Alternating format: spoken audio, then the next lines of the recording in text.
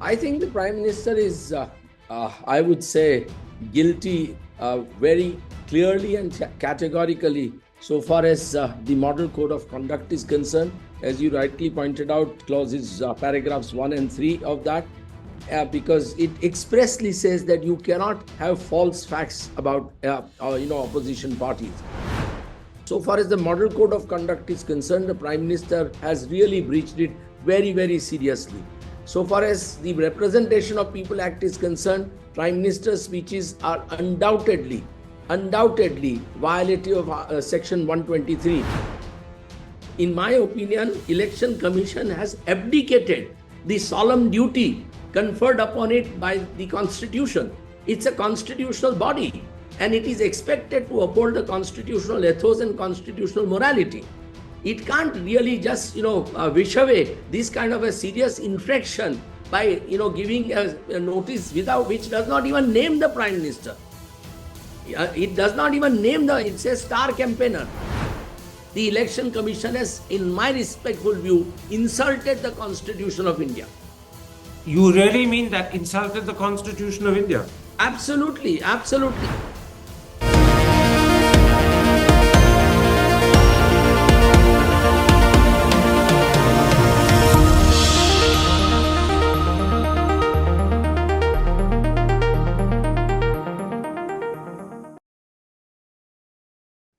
Hello and welcome to a special interview for The Wire.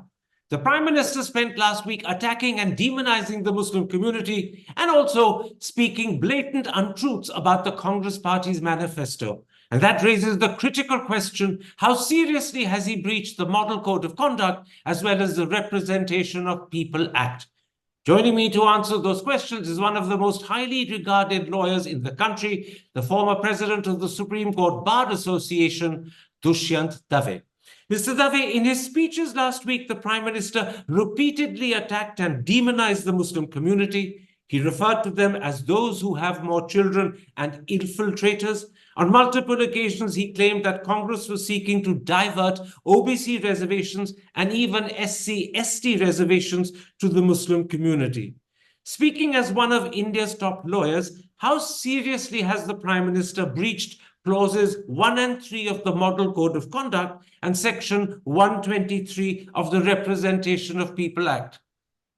I think the Prime Minister is, I would say, guilty very clearly and categorically so far as the Model Code of Conduct is concerned. As you rightly pointed out, clauses paragraphs 1 and 3 of that, because it expressly says that you cannot have false facts about opposition parties or your opposition. And it also says that you cannot have any kind of statements which are going to create a disharmony in the society and create some kind of a hatred amongst the communities on the ground of caste or religion. So I think so far as the Model Code of Conduct is concerned, the Prime Minister has really breached it very, very seriously. So far as the Representation of People Act is concerned, Prime Minister's speeches are undoubtedly violative of Section 123. Because as you would recall, way back in 1996, I think the Supreme Court, declared late Mr. Bal Thackeray's election as null and void because he had used religion in one of his speeches and demonized the Muslim community, saying that we don't need your votes. We only need the votes of Hindus. And Justice Verma, speaking for the Supreme Court, said that this is clear violation of Section 123 and therefore it is not permissible.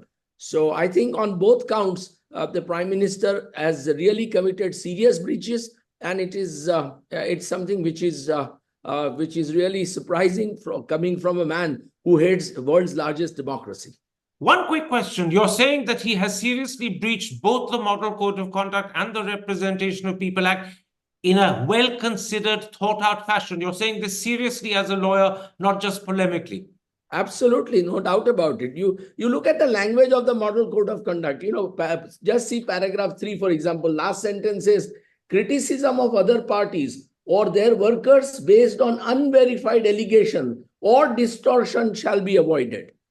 Now, I mean, surely Prime Minister and his advisors know how to read a manifesto. They should have read the Congress manifesto. I have read Congress manifesto word by word, and there is nothing what the Prime Minister has suggested, much less alleged in his speeches. In which case, let me go one step further. Beyond the rules and the laws that the Prime Minister, you believe, has clearly violated, do you also believe that the Prime Minister's derogatory references to and demonizing of the Muslim community raises moral and ethical issues? Not only moral and ethical issues, but I mean, just look at this. These kind of statements uttered by activists or, members of the minority community have attracted, provisions as to sedition. I don't agree to that. But the government of Mr. Modi has been invoking, sedition charges against a lot of people for these kind of irresponsible utterances. Prime Minister really has, I think, by making these statements, undoubtedly given a very clear, unequivocal message against the minority community and has completely and clearly demonized the minority community. He has disparaged the minority community and he has painted them in an extremely poor light by saying, a community with number of children, etc. I think this is unfortunate because the minority community constitutes almost 15% of our population, and they are as much citizens of this country as anybody else is. Let me clarify a hint at the very beginning of this answer. You were suggesting that given the yardstick by which the Prime Minister has applied sedition charges against other people, it's possible that he too might have a sedition charge applied against him if you go by the same yardstick. Is that what you're hinting at?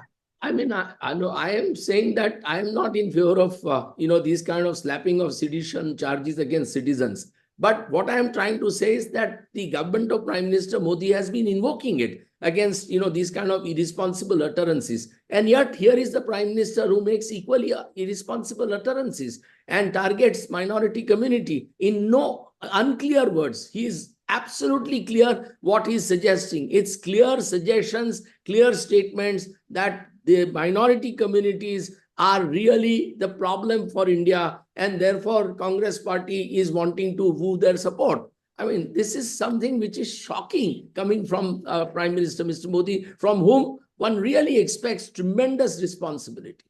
Now, the second big theme in the Prime Minister's speeches last week was lies about the Congress manifesto.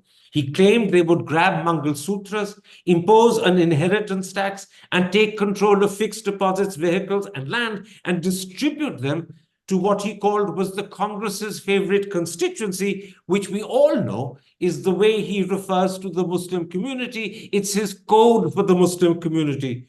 Do you believe this also breaches both the Model Code of Conduct and the Representation of People Act? See, first and foremost, Prime Minister is not only factually wrong, but I think Prime Minister has really resorted to falsehood. I have read the manifesto of Congress Party. It says to the contrary. It says, wealth and wealth creation are the goals of any business. The Congress is committed to rapid growth and generation of wealth. And then it says that the new Sankalp economic policy will aim to build a fair, just and equal opportunity economy and bring prosperity to all sections of the people. Now, if this is the statement in the Congress manifesto, where is the scope for Prime Minister to make these kind of allegations? So I think Prime Minister, I have no doubt that he has not read the Congress manifesto. I have no doubt that his advisors have not told him what it means. But the Prime Minister wants to demonize the Congress party, and the minority community is only a platform to demonize. A kind of a yardstick to demonize the Congress party and the opposition. So I think the Prime Minister is really off the mark when it comes to, these kind of statements, which are truly unfortunate, sad, and they really give a very, very, I would say, pessimistic, future for this country. That here is a man who heads world's largest democracy. If he makes this kind of irresponsible statement, what about a common man? Beyond being lies, and I'm using that word advisedly and deliberately, beyond being lies, does the Prime Minister's comments also suggest that he's demonizing the Muslim community, even in terms of claiming that they benefit from reservations at the cost of the SC/ST community, at the cost of the OBC? And does that sort of demonization, indirect demonization, so to speak, also breach the Model Code of Conduct and the Representation of People Act? Undoubtedly, there is no doubt what the Prime Minister is suggesting is definitely targeting the Muslim. He wants the Hindu votes at the cost of disparaging, maligning the minority community. He makes no qualms about it. He is all out about it. And this has been consistently his, I would say, election plank right from Gujarat days. Earlier, he would demonize Pakistan. He would demonize Pakistan's leaders in the Gulf. Then he would demonize all kinds of other issues. So somewhere or the other, Prime Minister's election campaign, unfortunately, unfortunately, because the Election Commission has never stopped him, but it has consistently been anti-minority community in one form or the other. Now, I must tell you one thing, that Congress's manifesto really reflects what the basic and fundamental aims of the Constitution are.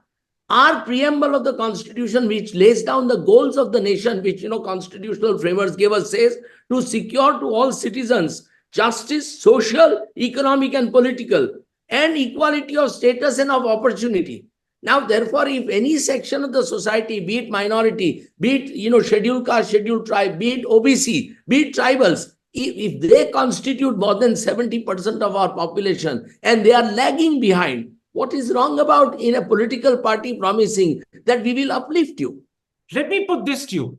If Rahul Gandhi can be successfully sued for defamation for calling all Modi's thieves, can similar action be brought against the Prime Minister for calling Muslims infiltrators and for telling lies about the Communist Manifesto? Has he libeled both the Muslim community and the Congress Party by telling falsehoods about the manifesto? See, it's not directed against an individual. It's directed against a community and against a political party. So criminal defamation normally means, against an individual. But yes, I think if somebody were to bring a class action suit, which is not very uncommon now in India also, as it happens in United States, Prime Minister would be answerable. He would be answerable. Yes, he would be answerable. One more question about this. Because this is election time, would the law view Mr. Modi's transgressions more leniently on the grounds politicians indulge in libel and insults at the hustings, or would such concerns simply not apply to the law? Leniency or no leniency at all? No, I think as the law stands today, especially the interpretation of Section 123 of the Representation of People Act by the Constitution Bench, and I will quote two sentences from that Constitution Bench judgment. Justice Thakur, as he then was, said, so interpreted, religion, race, caste, community, or appeal be made on any of those considerations, same would constitute a corrupt practice. Justice Bobde went further and he said, Parliament intended that an appeal for votes on ground of religion is not permissible, whether the appeal is made on the ground of religion of the candidate or of the voter. Therefore, ultimately, voter has a right. Voter has a right to be, treated with respect, with dignity. You cannot take away dignity of a voter because he is unable to speak against you. He has no remedy. The whole group of people have no remedy who are being demonized. Therefore, Supreme Court said you just can't make such an appeal. If you make an appeal, it is wholly illegal and your election is liable to be set aside. And what you're therefore saying is there are no grounds for leniency on the basis that this is election time and at the hustings politicians often trade insults and libel. That is not going to be a ground for leniency. On the contrary, it is only during the election campaign that this bar comes in and it disqualifies a candidate straight away. So therefore, there is no question of leniency. That's what Parliament intended. And that's what Parliament has provided, and that's what Supreme Court has interpreted. So I think what has happened is really, it's, as I said earlier, it is an extremely sad thing to see coming from a Prime Minister. Hi, I'm Karans Harper. Over the last few years, I hope you've been watching my program, The Interview on the Wire. During that period, I've interviewed doctors, politicians, businessmen, scientists, authors, and even the occasional Nobel laureate. For me, it's been exciting. I hope it's been enjoyable for you.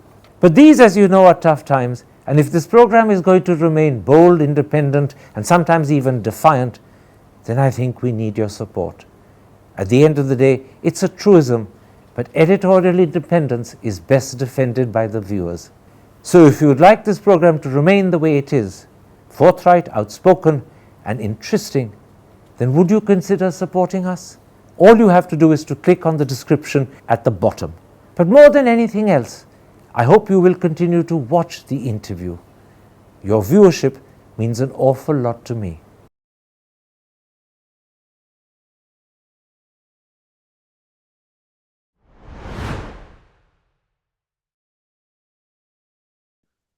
Mr. Dave, let's come to the response of the Election Commission. Instead of issuing the Prime Minister a direct show cause notice, they've chosen to write to BJP President JP Nadda on the grounds that as a star campaigner, the threshold of compliance for the Prime Minister is higher than it is for others. In your eyes, was that an effective and appropriate response, or was it a way of ducking the issue? I think not only ducking, I think, in my opinion, Election Commission has abdicated the solemn duty conferred upon it by the Constitution. It's a constitutional body, and it is expected to uphold the constitutional ethos and constitutional morality.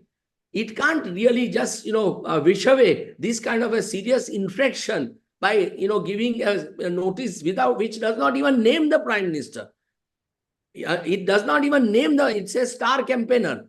So I personally feel that the Election Commission has definitely, I would say, not only just missed the bus, but has committed such gross impropriety in not, taking a proper legal action, because it is the Election Commission which really issued the guidelines as to how manifestos are to be framed. Election Commission heard all the political parties in 2013 and then came out with guidelines in 2015 saying that this is how your manifesto should be. And then Election Commission before every election comes out with, the model code of conduct. These are not some formalities. These are, instruments used by Election Commission to ensure purity of, and fairness, level playing field in the election process. Now, if that is violated, and if Election Commission just sits around twiddling its thumb, then I think it is a disgrace. The Election Commission has, in my respectful view, insulted the Constitution of India. You really mean that insulted the Constitution of India? Absolutely, absolutely. And, problem with Karan is this, that, this has happened even in the past. No political party is free from these kind of charges. Every political party has tried to, undermine and the constitutional bodies.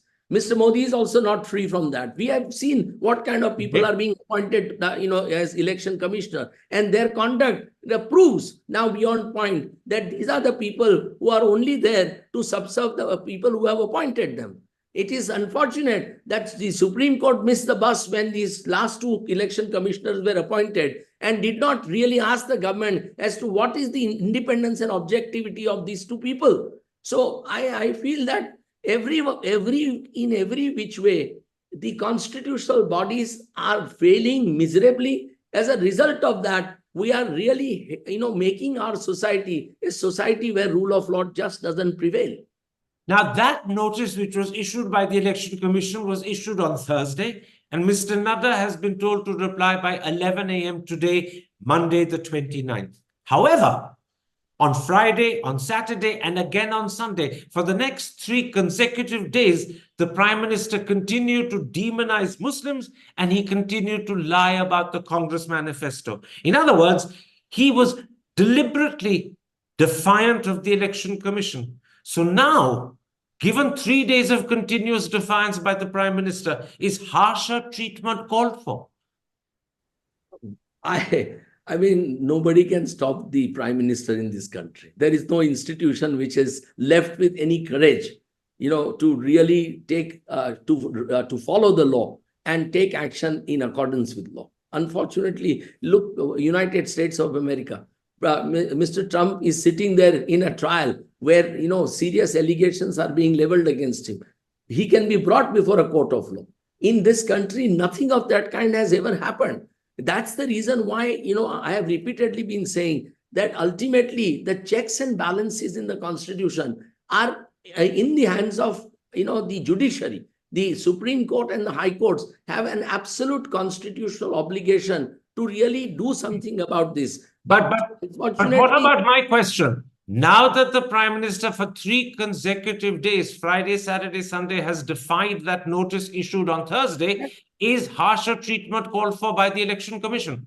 Yeah, I think the Election Commission should issue a kind of, an interim direction to the Prime Minister. It may not hold that he is, guilty of corrupt practice, but it must issue an interim direction clearly injuncting Prime Minister and Bharatiya Janata Party from demonizing, demonizing the opposition in this fashion, or the religious minorities or other minorities.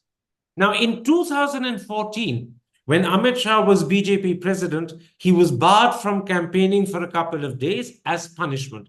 And I believe, although I'm saying this from memory, he even apologized to the commission.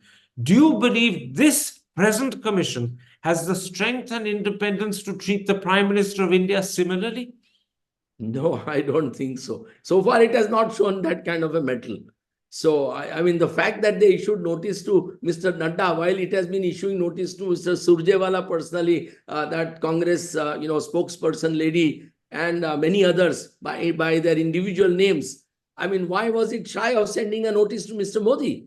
That shows that Election Commission is obligated to Mr. Modi and is perhaps fearful of Mr. Modi. So I don't think this Election Commission has unfortunately really lived up to the expectations of the constitutional framers and the citizens of this country. Has this situation become a test of the credibility of the Election Commission? I think Election Commission's credibility is a serious question mark. So I think it has already failed that test long ago. And I don't know what is going to happen. If the Election Commission fails to act appropriately, how can we ensure other politicians don't start speaking the way the Prime Minister is? In other words, how can we ensure against the danger that the way the Prime Minister is speaking about Muslims, about the Congress manifesto, will become common practice? Others will start doing the same thing in the belief they can get away with it. Yes, we are heading for a rule of jungle. There is no doubt about it. I mean, if I were a Congress party, I would have moved the judiciary for appropriate direction to Election Commission to act in accordance with law. I don't know, but the problem is that today nobody really is certain as to what will be the approach of the judiciary. So I think that's another serious question mark. So I think we are in a very delicate and an extremely precarious position as a nation, where the democracy ostensibly is there, but democracy in fact is really missing. Mr. Dave, thank you very much for making time for me. Take care. Stay safe. Thank you so much. Thank you. It's always a pleasure to speak to you, Karans. Hi, I'm Karans Harper. Over the last few years, I hope you've been watching my program, The Interview on the Wire. During that period, I've interviewed doctors, politicians, businessmen, scientists, authors, and even the occasional Nobel laureate. For me, it's been exciting. I hope it's been enjoyable for you. But these, as you know, are tough times, and if this program is going to remain bold, independent, and sometimes even defiant, then I think we need your support. At the end of the day, it's a truism, but editorial independence is best defended by the viewers. So if you would like this program to remain the way it is, forthright, outspoken, and interesting, then would you consider supporting us? All you have to do is to click on the description at the bottom. But more than anything else, I hope you will continue to watch The Interview. Your viewership means an awful lot to me.